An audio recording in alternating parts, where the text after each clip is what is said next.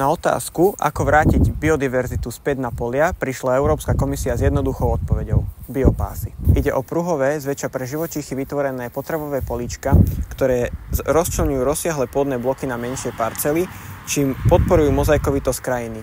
No nie všetci poľnohospodári sú s nimi spokojní.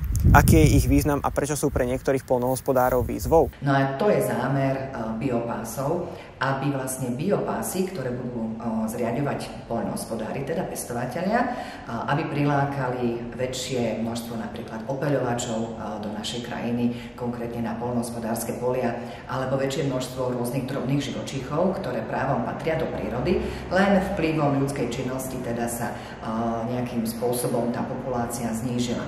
V lani biopásy zaviedlo na svoje polia viac ako 8500 poľnohospodárskych subjektov. No a keď toto číslo vlastne nejak priblížime v rámci percenta poľnohospodárskej pôdy, tak to bolo okolo 87% poľnohospodárskej pôdy, čo predstavuje viac ako 1,5 milióna hektárov. Rozširovanie biopásov však závisí od ochoty poľnohospodárov. Niektorí ich vítajú, iní majú výhrady. Pre mňa biopás nemá nejaký ten veľký zmysel.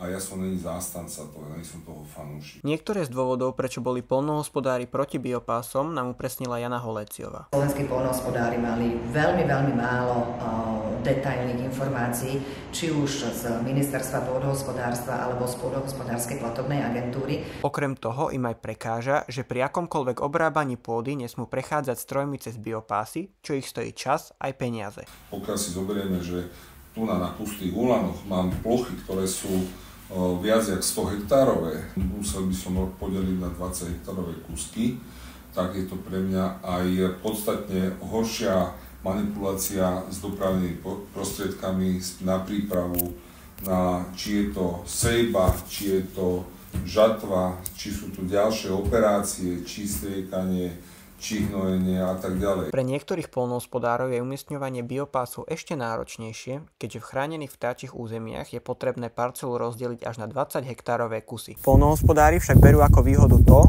že budú za ich zavedenie na svojich poliach odmenení. Zafinancovať si ich však musia zo svojho. Pre neho z toho vyplývajú aj výhody finančného charakteru, pretože nie je to povinnosť. No a keď raz sa už rozhodne, že vyseje biopás na svojom poľnohospodárskom políčku, tak dostane za to nejakú odplatu. Nezabúdajme však na skutočný význam biopásov.